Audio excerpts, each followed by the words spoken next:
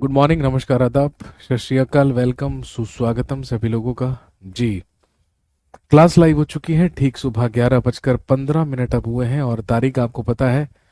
This is 1 अप्रैल 2022। आज 1 अप्रैल 2022 है। Class पूरी तरीके से लाइव हो चुकी है। आप सभी लोगों का हार्दिक अभिनंदन, हार्दिक इस्तकबाल है। जल्दी से सारे के सारे लोग मौजूद हो जाइए और याद दिलाइए लास्ट क्लास में क्या पढ़ रहे थे।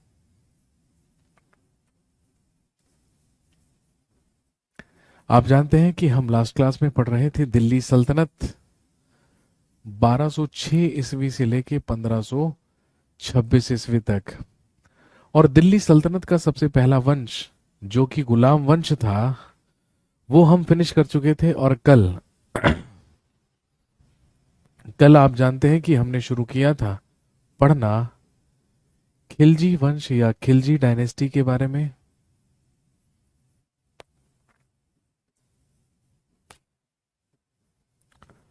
खिलजी डायनेस्टी या खिलजी वंश जिसका शासनकाल दिल्ली सल्तनत में सबसे कम रहा 1290 से लेके 1320 ईस्वी तक।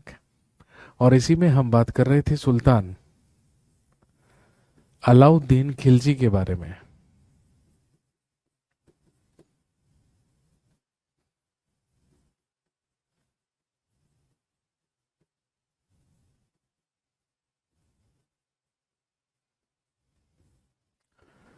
ट्वेल्व 1296 से लेके 1316 ईस्वी तक दिल्ली सल्तनत में खिलजी वंश का अगला सुल्तान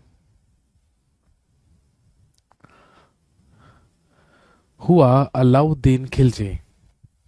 तो हम बात कर रहे थे अलाउद्दीन खिलजी के बारे में। अलाउद्दीन खिलजी के जो मिशंस थे, महत्वपूर्ण जो अभियान थे, उनके बारे में हमने बात की थी और लास्ट कहानी खत्म की थी अलाउद्दीन खिलजी के दक्षिण भारत अभियान पर, जिसमें उसने अपने सेनापति मलिक काफूर को भेजा था। और इसी मलिक काफूर ने जाकर वारंगल पर अटैक किया था, वारंगल पर आक्रमण किया था, जिस समय वहां पर काकतीय वंश का शासक प्रताप रुद्रदेव शासन कर रहा था। उसी प्रताप रुद्रदेव ने मलिक काफूर के आगे सरेंडर किया, आत्मसमर्पण किया। और आप जानते हैं इसी प्रताप रुद्रदेव से मलिक काफूर ने प्राप्त किया संसार का सबसे प्रसिद्ध हीरा, which is known as Kohinoor diamond या कोहिनूर हीरा। और मैंने आपको बताया था कि भाई कोहिनूर हीरे को उत्तर दक्षिण भारत से उत्तर भारत में लेकर आने वाला कौन था? मलिक काफूर था। और ये दिल्ली सल्तनत में सबसे पहले किस सुल्तान को मिला था? अलाउद्दीन खिलजी को मिला था। दक्षिण भारत तक अपना साम्राज्य का विस्तार कर चुका था अलाउद्दीन खिलजी। वहीं से कंटिन्यू करेंगे जहां पर कल खत्म किया था। लिखिए नेक्स्ट पॉइंट में, after expanding his empire to south India, लिखेंगे दक्षिण भारत तक साम्राज्य का विस्तार करने के बाद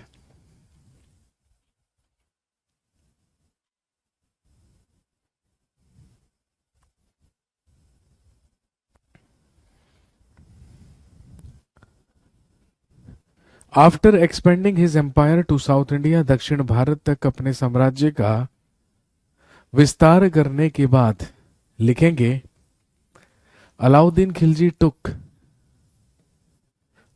Khilji took the title of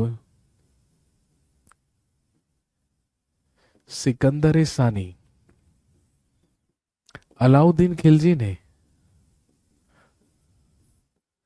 Sikandar सानी की उपाधि धारण की, या ये कहलाया अलेक्जेंडर सेकंड, यानी कि द्वितीय सिकंदर।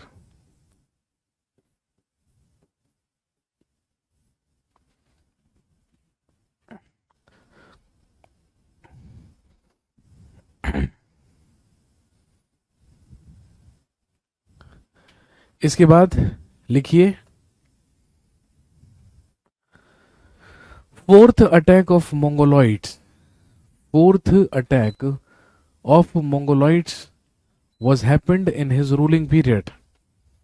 लिखेंगे मंगोलों का तीसरी बार आक्रमण इसी के शासनकाल में हुआ, सॉरी चौथी बार। The fourth attack of mongoloids was happened in his ruling period. चौथी बार मंगोलों का दिल्ली सल्तनत पर आक्रमण इसी के शासनकाल में हुआ। और दोस्तों ध्यान रखेंगे, बलबन की लौह और रक्त की नीति को इसने मंगोलों के खिलाफ भी क्या किया, इंप्लीमेंट किया, मंगोलों के खिलाफ भी चलाया। और मंगोलों से ही सुरक्षा के लिए या मंगोलों के आक्रमण से ही बचने के लिए 1304 ईस्वी में ही मेड सिरी हिज कैपिटल, इसने दिल्ली के सिरी नामक स्थान को अपनी राजधानी बनाया।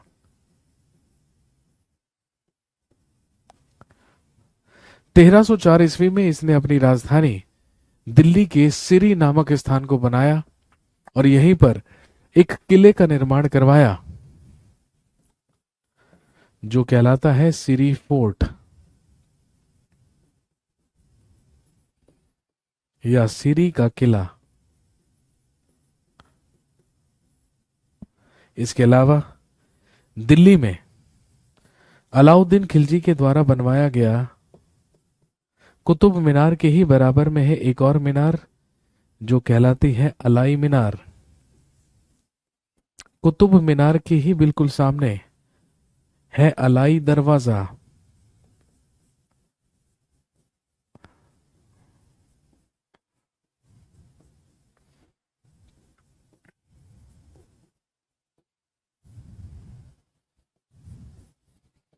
दिल्ली में ही है हौज खास।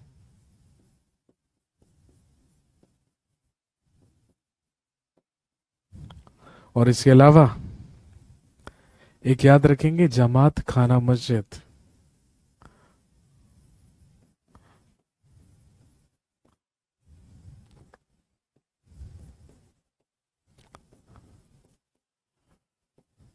जमात खाना मॉस्क्यू या जमात खाना मस्जिद, इन सभी इमारतों का निर्माण, इन सभी मॉन्यूमेंट्स का निर्माण अलाउद्दीन खिलजी के ही द्वारा दिल्ली में करवाया गया था।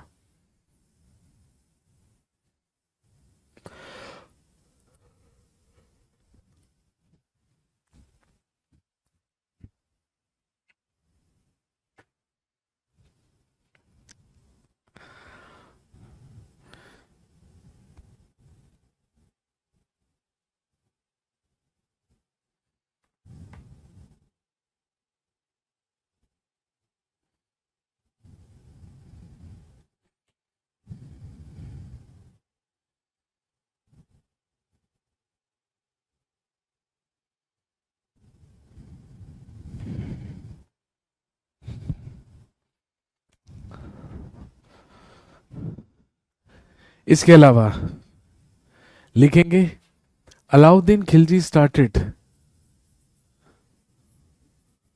हुलिया दाग system in his ruling period. Alauddin Khilji के ही द्वारा अपने शासनकाल में हुलिया दाग प्रथा की शुरुआत की गई। अलाउद्दीन खिलजी स्टार्टेड हुलिया दाग system in his ruling period. Alauddin Khilji ने अपने शासनकाल में हुलिया दाग प्रथा की शुरुआत की।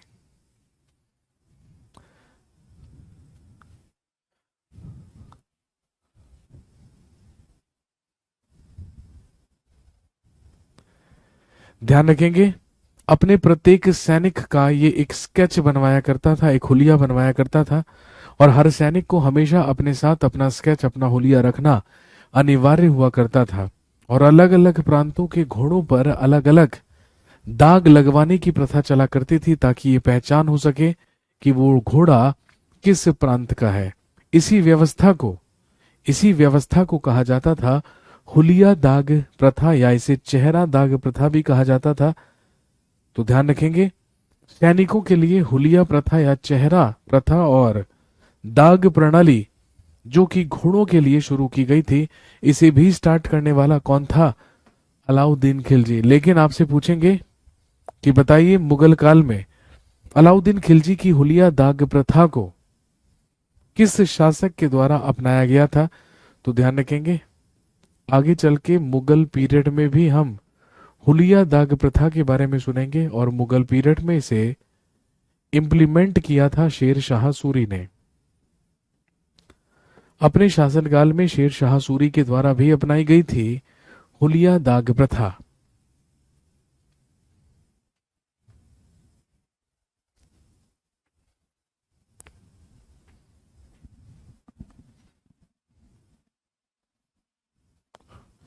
नोट कीजिए।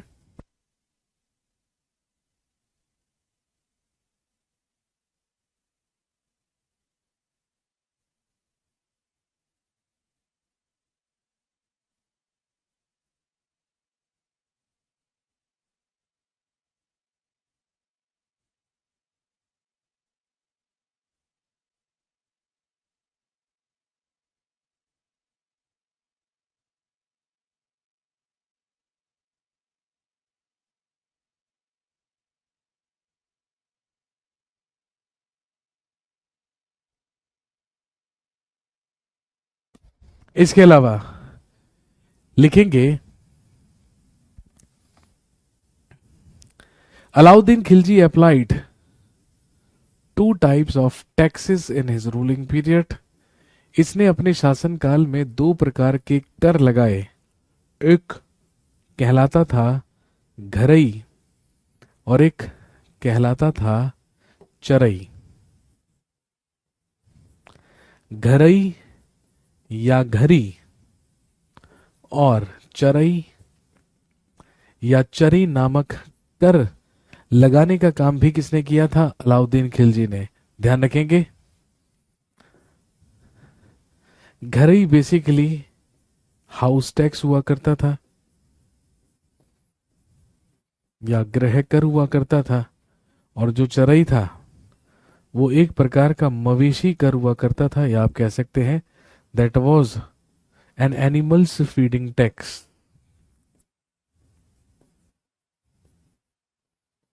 एक प्रकार का मवेशी कर हुआ करता था।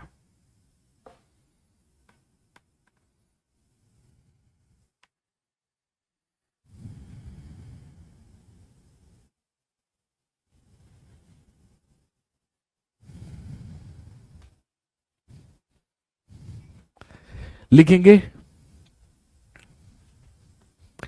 To collect these taxes. लिखेंगे to collect these taxes and to control. To collect these taxes and to control corruption, Alauddin Khilji founded a post to collect these taxes and to control the corruption. Alauddin Khilji founded a new post. लिखेंगे इन करों को वसूल करने के लिए, इन करों को वसूल करने के लिए और भ्रष्टाचार पर नियंत्रण लगाने के लिए अलाउद्दीन खिलजी ने एक नया पद बनाया जिसे कहा जाता था, लिख लीजिए, मुस्त खराज। अलाउद्दीन खिलजी के द्वारा मुस्त खराज नामक एक व्यक्ति को नियुक्त किया गया या एक पद बनाया गया जिसका काम हुआ करता था अलाउद्दीन खिलजी के द्वारा लगाए गए टैक्सेस को वसूल करना और इसके अलावा भ्रष्टाचार पर नियंत्रण स्थापित करना। इसके अलावा अलाउद्दीन खिलजी ने अपने बाजारों में इतने कड़े नियम बनाए, इतने कठोर नियम बनाए कि लोग इससे डरने लगे। अगला पॉइंट लिखेंगे,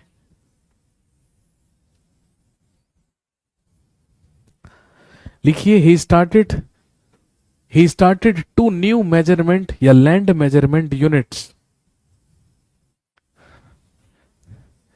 इसके द्वारा लिखेंगे भूमि मापन की भी नई इकाई चलवाई गई।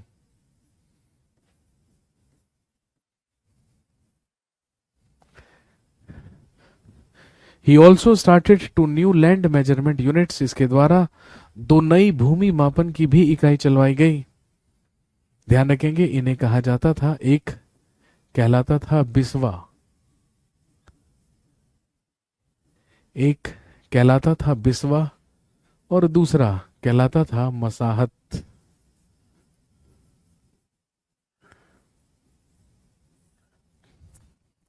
एक कहलाता था बिस्वा और दूसरा कहलाता था मसाहत।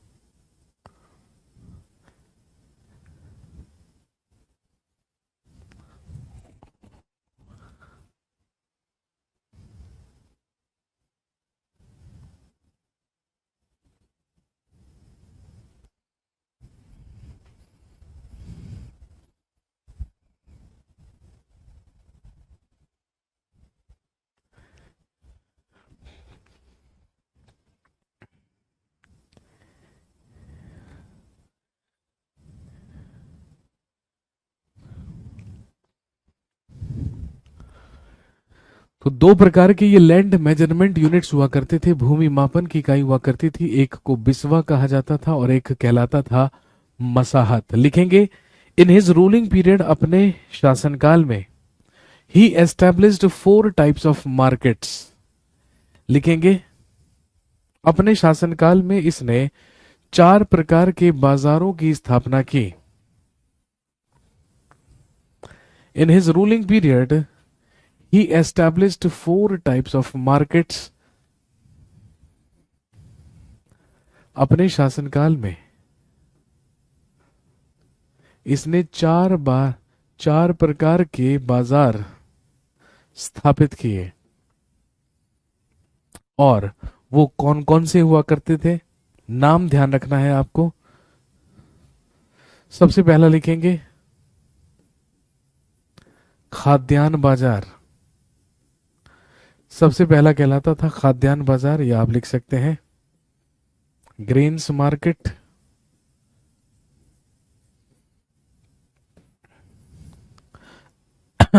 सबसे पहला कहलाता था खाद्यान्न बाजार। दूसरा कहलाता था, लिखेंगे निर्मित वस्तु बाजार।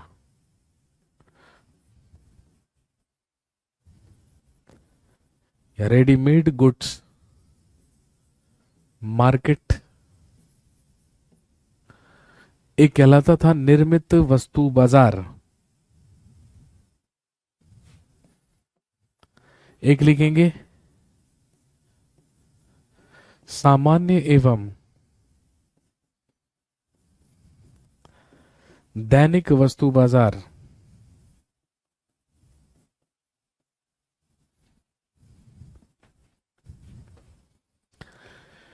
लिखेंगे common and daily goods markets.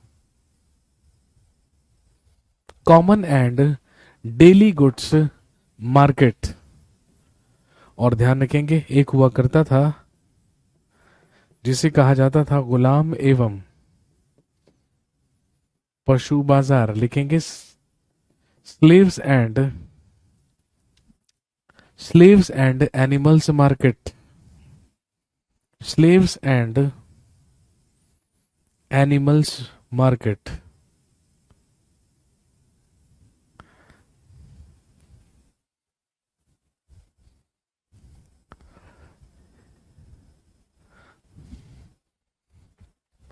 लिखेंगे he was first sultan of Delhi. ये दिल्ली का प्रथम सुल्तान था।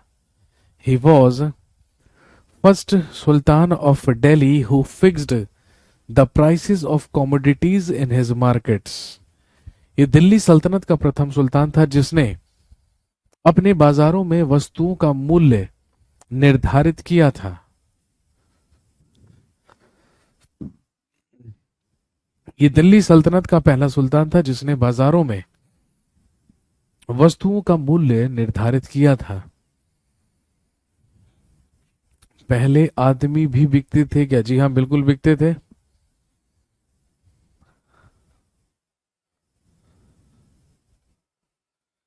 इसके बाद लिखेंगे इन 1316 ईस्वी में अलाउद्दीन खिलजी डाइड। अलाउद्दीन खिलजी की मृत्यु हुई। इन 1316 ईस्वी में अलाउद्दीन खिलजी डाइड, या अलाउद्दीन खिलजी की मृत्यु हुई।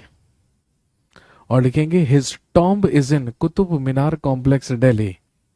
और इसका मकबरा दिल्ली के कुतुब मीनार परिसर में है। His tomb is in Qutub Minar complex Delhi, और इसका मकबरा दिल्ली के कुतुब मीनार परिसर में है। जहां पर है कुतुब मीनार, बस उसी परिसर में आपको देखने के लिए मिलेगा अलाउद्दीन खिलजी का मकबरा।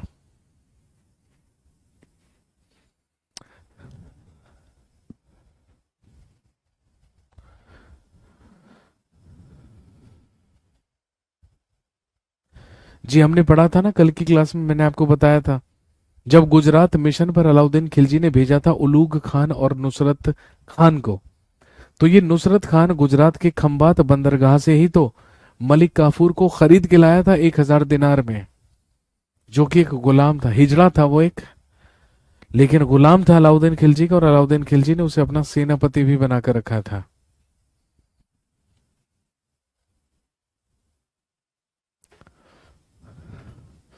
अलाउद्दीन खिलजी के मरने के बाद दिल्ली का अगला सुल्तान बना, लिख लीजिए, मुबारक शाह खिलजी।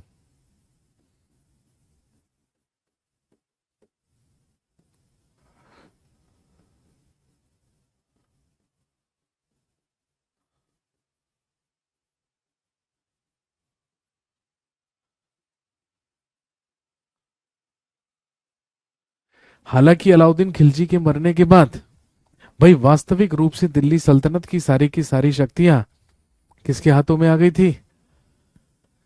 मलिक काफूर के हाथों में आ गई थी। लेकिन मलिक काफूर की योजनाओं को विफल करते हुए और उसकी हत्या करवाते हुए दिल्ली का अगला सुल्तान अलाउद्दीन खिलजी का ही एक पुत्र बना, जिसका नाम था मुबारक शाह खिलजी। 1316 ईस्वी से 1320 ईस्वी तक इसने शासन किया। लेकिन ये बेहद अयोग्य सुल्तान था, ये बेहद अयोग्य शासक था, और इसकी अयोग्यता के बारे में अच्छी तरीके से जानता था और समझता था दिल्ली सल्तनत का ही एक वजीर। भाई अलाउद्दीन खिलजी के शासनकाल में उसका वजीर गाजी मलिक नाम का व्यक्ति हुआ करता था, जो पंजाब और उत्तर पश्चिमी भारत में तैनात था। और यही कारण था कि अलाउद्दीन खिलजी के शासनकाल में उत्तर भारत को, पंजाब को, उत्तर पश्चिमी क्षेत्र को मजबूती प्रदान करने का काम भी किसने किया था? गाजी मलिक ने किया था। अब यही गाजी मलिक उत्तर भारत में तैनात था, दिल्ली का सुल्तान बन गया मुबारक शाह खिलजी। लेकिन भाई मुबारक शाह खिलजी बेहद अयोग्य व्यक्ति था। केवल 2 क्वेश्चन बनते हैं मुबारक शाह खिलजी से। सबसे पहला सवाल आपसे पूछेंगे कि बताइए दिल्ली सल्तनत का वो कौन सा सुल्तान था जो खुद को खलीफा कहा करता था? लिखेंगे, he was first sultan of Delhi who declared himself, he was first sultan of Delhi who declared himself as खलीफा। ये दिल्ली सल्तनत का प्रथम सुल्तान था जिसने खुद को खलीफा घोषित किया। ये दिल्ली सल्तनत का प्रथम सुल्तान था जिसने खुद को खलीफा घोषित किया। और दूसरा सवाल आपसे पूछेंगे कि बताइए दिल्ली सल्तनत का वो कौन सा सुल्तान था जो अपने दरबार में महिलाओं के वस्त्र पहनकर आ जाया करता था या निर्वस्त्र भी आ जाया करता था? He was Mubarak Shah Khilji. वो भी कौन था? मुबारक शाह खिलजी। केवल 4 साल तक शासन कर पाया।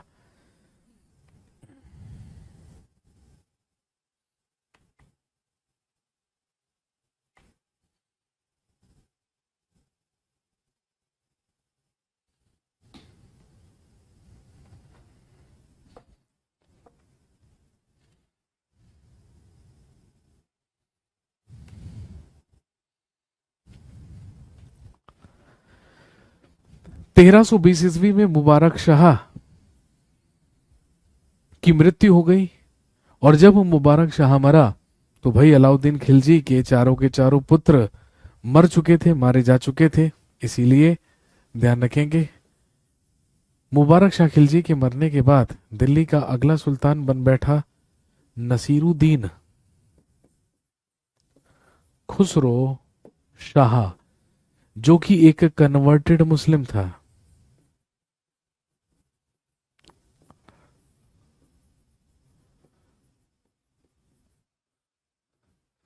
दिल्ली का अगला सुल्तान बना नसीरुद्दीन खुसरो शाह। ये एक कन्वर्टेड मुसलमान हुआ करता था, ये कन्वर्टेड मुस्लिम था। इसने दिल्ली सल्तनत का सिंहासन कब्जे में कर लिया और हासिल कर लिया। लेकिन जब नसीरुद्दीन खुसरो शाह के दिल्ली के सुल्तान बनने की बात पंजाब में गाजी मलिक के पास पहुंची, तो गाजी मलिक अच्छी तरीके से समझ गया कि अब दिल्ली सल्तनत का तख्ता पलट करने का समय आ चुका है। इसीलिए गाजी मलिक पंजाब से आया और दिल्ली में आकर उसने नारे लगाने शुरू कर दिए, इस्लाम इज इन डेंजर, इस्लाम खतरे में है।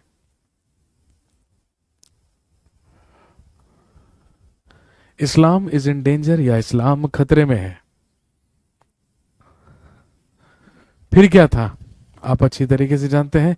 इसी गाजी मलिक ने इसी गाजी मलिक ने दिल्ली की जनता के साथ मिलकर नसीरुद्दीन खुसरो शाह की हत्या करके सिंहासन से उसको हटाया, डिथ्रोन किया। और बस फिर क्या था, खिलजी वंश को खत्म करके इसी गाजी मलिक ने दिल्ली सल्तनत में एक और वंश की स्थापना की, जिसे हम जानते हैं तुगलक डायनेस्टी या तुगलक वंश के नाम से। तो लिखेंगे इन 1320 ही वॉज किल्ड बाय गाजी मलिक। 1320 ईस्वी में इसकी हत्या, 1320 ईस्वी में इसकी हत्या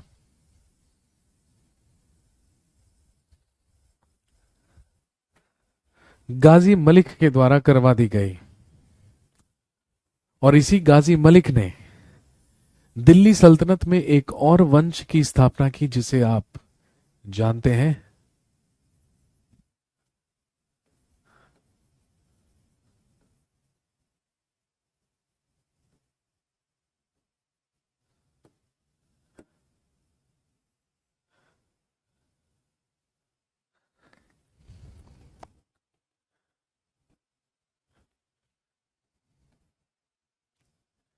जिसे हम जानते हैं तुगलक डायनेस्टी के नाम से। हेडिंग डाल लीजिए, दिल्ली सल्तनत का अगला वंश हुआ तुगलक वंश या Tughlaq dynasty.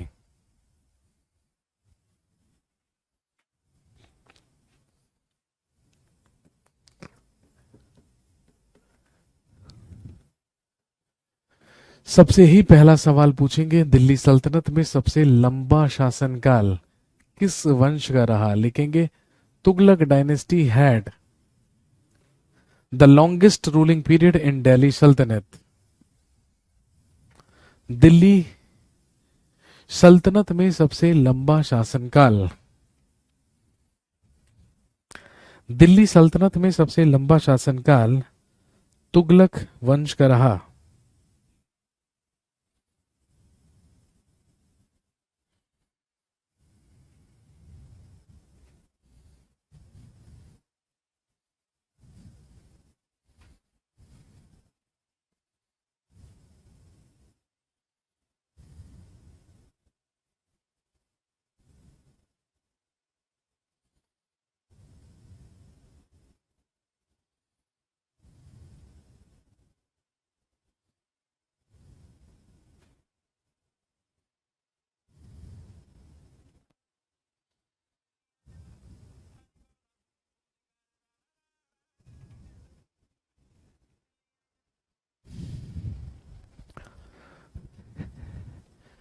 This dynasty had the longest ruling period in Delhi सल्तनत। तो दिल्ली सल्तनत में तुगलक वंश का शासनकाल सबसे लंबा रहा।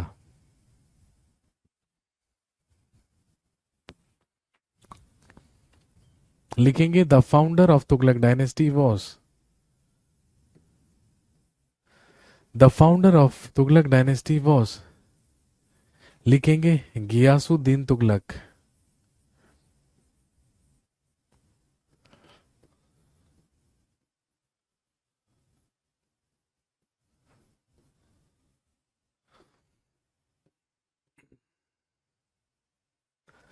तुगलक वंश की स्थापना गियासुद्दीन तुगलक के द्वारा की गई।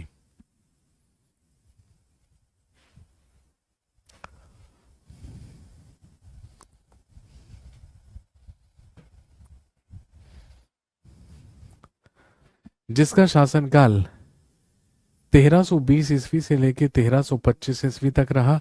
और ध्यान रखेंगे हिज एक्चुअल नेम वॉज गाजी मलिक।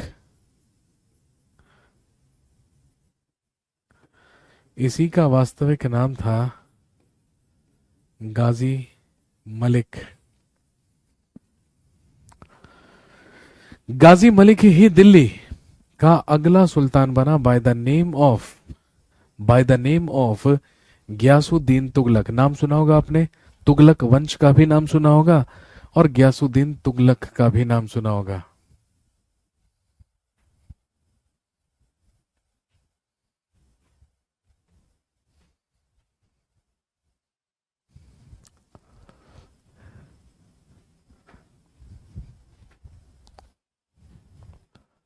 सबसे पहला पॉइंट गाजी मलिक में लिखेंगे, लिखिए he founded a city named Tughlaqabad in Delhi. लिखेंगे इसने दिल्ली में तुगलकाबाद नामक शहर की स्थापना की।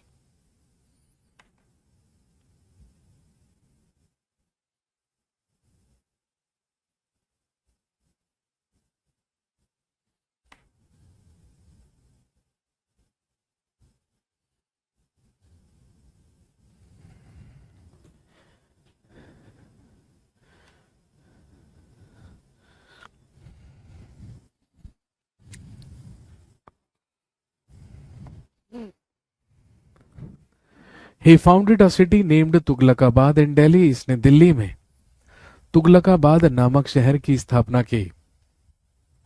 लिखेंगे he was first sultan of Delhi सल्तनत।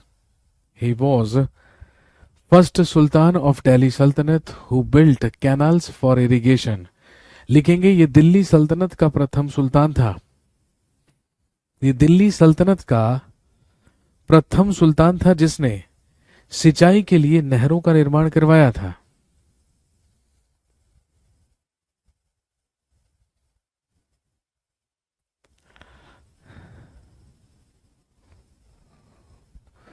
लिखेंगे ये दिल्ली सल्तनत का प्रथम सुल्तान था जिसने सिंचाई के लिए नहरों का निर्माण करवाया था। क्वेश्चन भी पूछेंगे आपसे कि बताइए दिल्ली सल्तनत में नहरों का निर्माण कराने वाला सबसे पहला सुल्तान कौन था? तो ध्यान रखेंगे ही वॉज गयासुद्दीन तुगलक। गयासुद्दीन तुगलक ने ही सबसे पहले दिल्ली सल्तनत में सिंचाई के लिए नहरों का निर्माण करवाया था।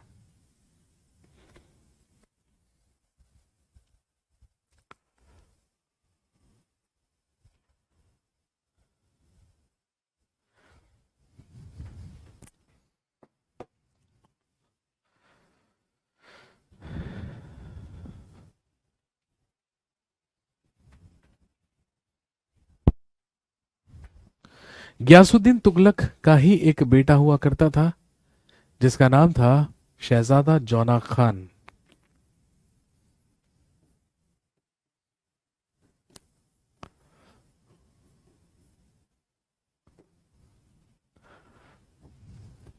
इसका नाम था शहजादा जौना खान।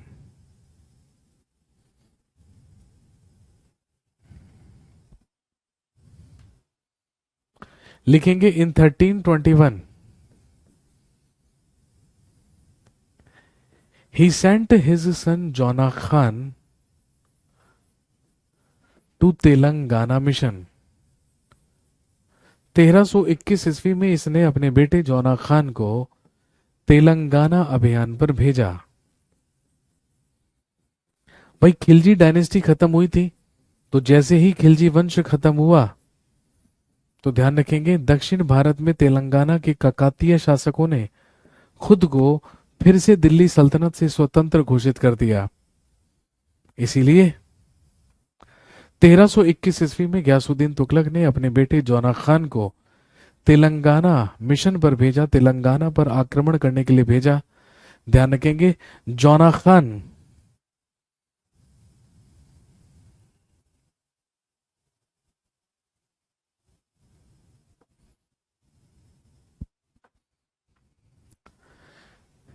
लिखेंगे Jauna Khan attacked Warangal and defeated Pratap Rudradev. Jauna Khan attacked Warangal and defeated Pratap Rudradev. Jauna Khan ने वारंगल पर आक्रमण करके प्रताप रुद्रदेव को पराजित किया। जौना खान ने वारंगल पर आक्रमण करके प्रताप रुद्रदेव को पराजित किया। भाई हम ऑलरेडी पढ़ चुके हैं कि उस समय वारंगल में काकातीय वंश चला करता था जिसका शासक प्रताप रुद्रदेव हुआ करता था। जब जौना खान ने तेलंगाना जाकर वारंगल पर अटैक किया तो इसने प्रताप रुद्रदेव को पराजित किया और एक बार फिर से तेलंगाना को दिल्ली सल्तनत में मिला लिया। लेकिन इंपॉर्टेंट काम क्या किया, लिखेंगे he change the name of Warangal into Sultanpur. इसने वारंगल का नाम बदलकर सुल्तानपुर रखा। He change the name of Warangal into Sultanpur.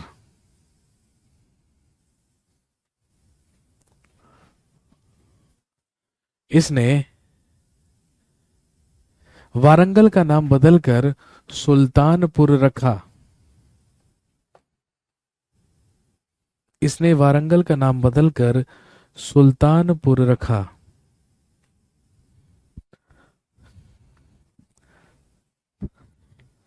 और ध्यान रखेंगे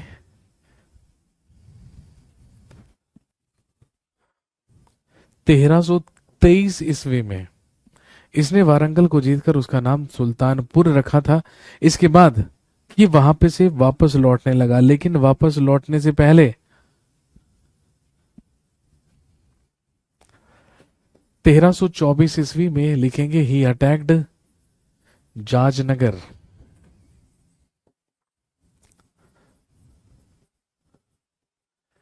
लिखेंगे इसने उड़ीसा के जाजनगर पर आक्रमण किया। क्यों किया? क्योंकि उस समय जाजनगर का शासक हुआ करता था भानुदेव सेकंड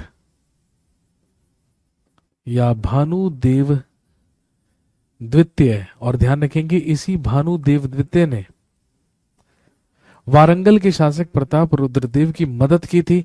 इसी का बदला लेने के लिए वापस लौटते हुए इसने जाकर उड़ीसा के जाजनगर पर भी अटैक किया, जिस समय वहां पर शासन कर रहा था भानुदेव सेकंड या भानुदेव द्वितीय।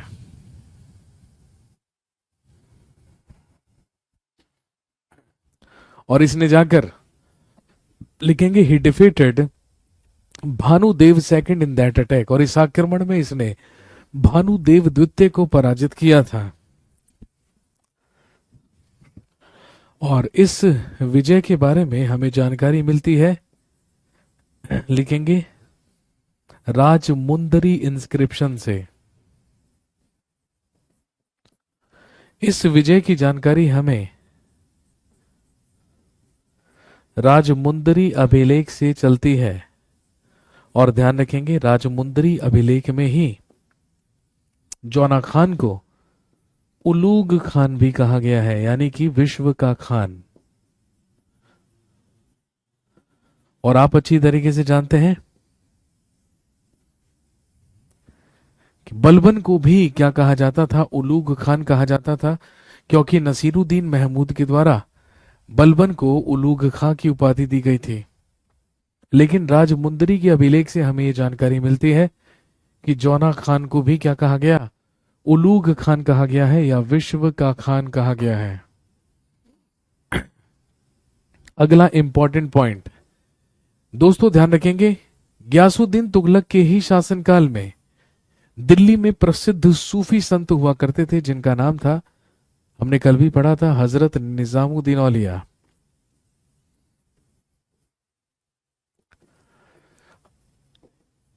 हजरत निजामुद्दीन औलिया गयासुद्दीन तुगलक के समकालीन दिल्ली में एक प्रसिद्ध सूफी संत हुआ करते थे। और आप जानते हैं हजरत निजामुद्दीन औलिया को ही क्या कहा जाता है? ये कहलाते हैं महबूब इलाही। इन्हें महबूब इलाही की उपाधि भी गयासुद्दीन तुगलक ने ही दी थी। हजरत निजामुद्दीन औलिया जो कि एक प्रसिद्ध सूफी संत थे और दिल्ली के सबसे ज्यादा प्रतिष्ठित और सम्मानित व्यक्ति भी थे। पूरी की पूरी दिल्ली की जनता इनकी डाई हार्ट फॉलोअर हुआ करती थी और जो भी हजरत निजामुद्दीन औलिया कह दिया करते थे बस वही आंख बंद करके मान लिया करती थी दिल्ली की जनता। लेकिन लेकिन प्रॉब्लम एक थी भाई। प्रॉब्लम क्या थी? गयासुद्दीन तुगलक को हजरत निजामुद्दीन औलिया नहीं पसंद थे और निजामुद्दीन औलिया को गयासुद्दीन तुगलक नहीं पसंद था। क्यों? तुगलक वंश की स्थापना होने से पहले जब नसीरुद्दीन खुसरो शाह दिल्ली का सुल्तान हुआ करता था तो उसी खुसरो शाह से निजामुद्दीन औलिया ने कुछ ऋण लिया था, कुछ लोन लिया था और उस लोन में लिए थे 5 लाख टंके यानी कि 5 लाख चांदी के सिक्के। अब इन्होंने वो ऋण तो खुसरो शाह से लिया था लेकिन उसके मरने के बाद जब तुगलक वंश शुरू हो गया और दिल्ली का सुल्तान बन गया गयासुद्दीन तुगलक, तो दोस्तों ध्यान रखेंगे अब गयासुद्दीन तुगलक ने उस 5 लाख टंकों की मांग कर ली किससे? हजरत निजामुद्दीन औलिया से। और निजामुद्दीन औलिया ने वो 5 लाख टंके लौटाने से मना कर दिया। इसी बात को लेकर दोनों के बीच में अनबन रहने लगी, दोनों के बीच में 36 का आंकड़ा रहने लगा। दोनों एक दूसरे को नापसंद करते थे लेकिन एक दूसरे का कुछ बिगाड़ भी नहीं सकते थे। भाई वो दिल्ली का सुल्तान था तो ये भी दिल्ली के सबसे प्रतिष्ठित सूफी संत थे, लेकिन एक दूसरे को नीचा दिखाने का कोई मौका नहीं छोड़ा करते थे। एक बार 1325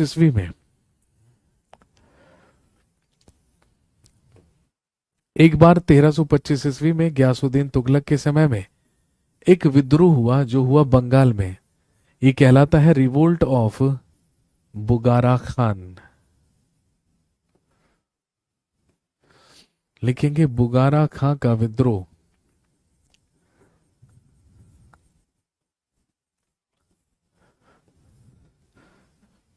रिवोल्ट ऑफ बुगारा खान या बुगारा खां का विद्रोह।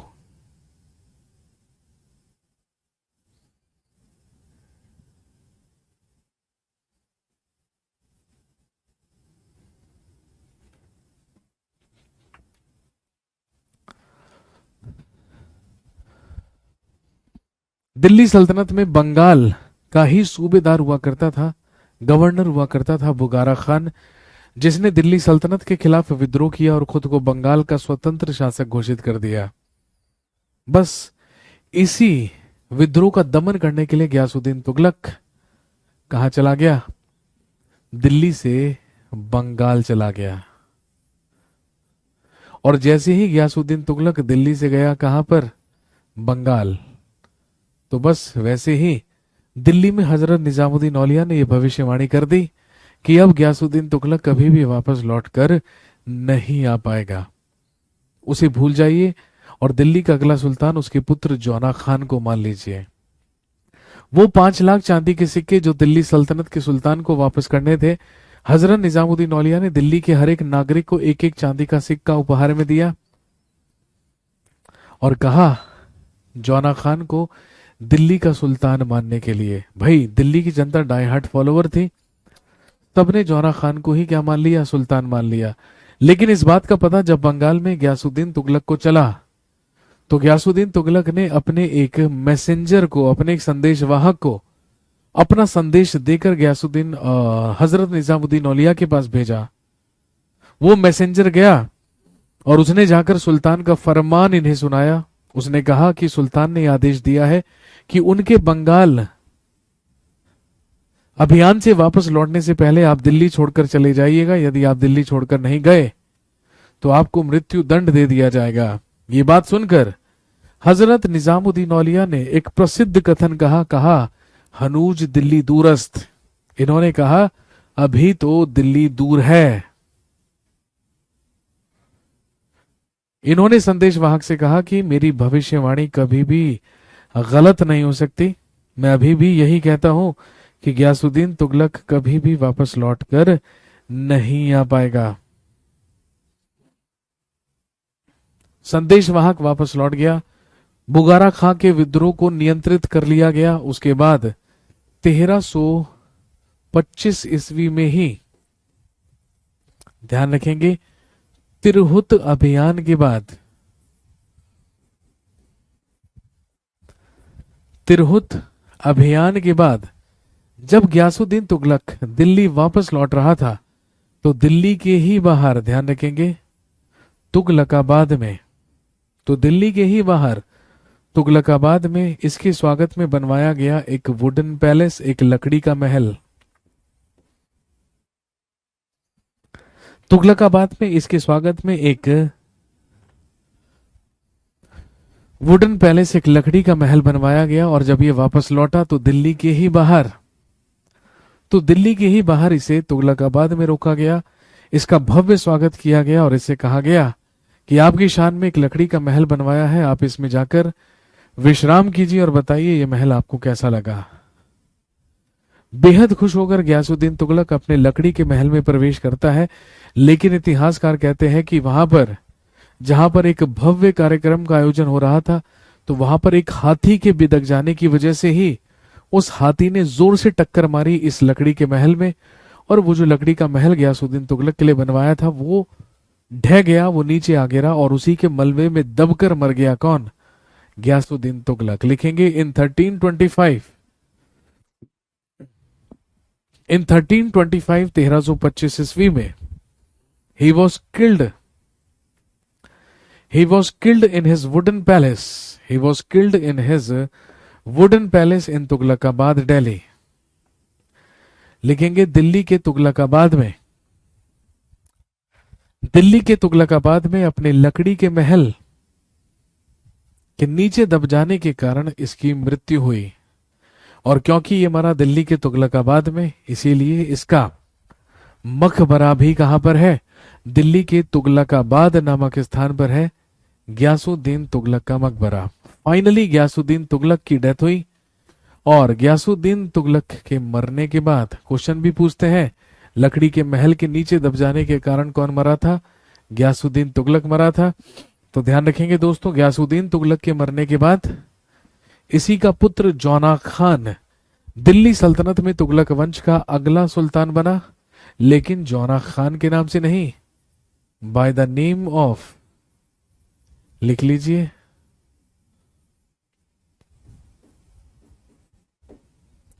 मोहम्मद बिन तुगलक। जौना खान ही दिल्ली का सुल्तान बना मोहम्मद बिन तुगलक के नाम से। 1325 से अब 1351 ईस्वी तक, अगले 26 साल तक दिल्ली सल्तनत में तुगलक वंश का अगला सुल्तान होगा मोहम्मद बिन तुगलक। दिल्ली का अगला सुल्तान बना मोहम्मद बिन तुगलक।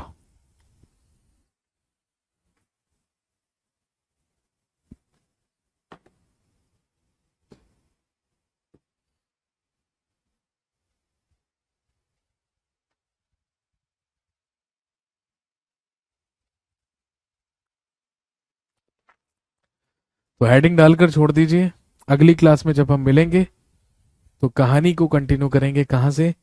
मोहम्मद बिन तुगलक से। आज के लिए इतना ही काफी है। Thank you very much, have a nice day, शुक्रिया, धन्यवाद। सर आपकी बुक शो नहीं हो रही है फ्लिपकार्ट पे, ऐसा कैसे हो सकता है बेटे? चलो देख लेते हैं शो हो रही है या नहीं हो रही है, अभी पता चल जाएगा।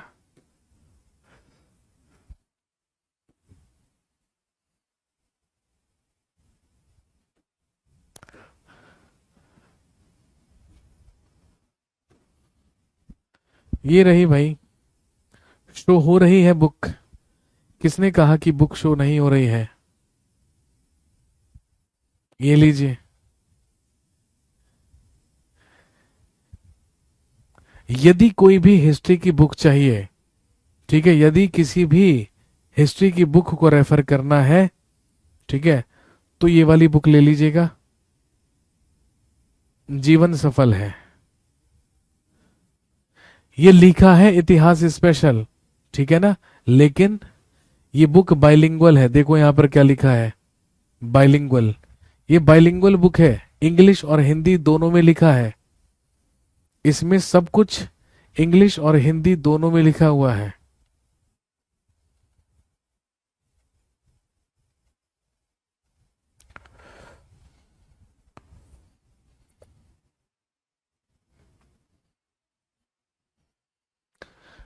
चार सौ पेजेस की बुक है, डिटेल्ड है, ancient, medieval, modern India, world history सब कुछ है इसमें, ठीक है। और यूपीएससी, स्टेट पीसीएस, यदि किसी भी बड़े लेवल के एग्जाम की तैयारी करते हैं तो उसके लिए भी बहुत बहुत ज्यादा उपयोगी रहेगी।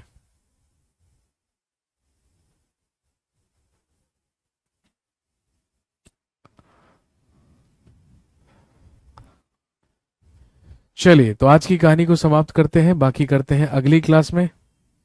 Thank you very much, have a nice day.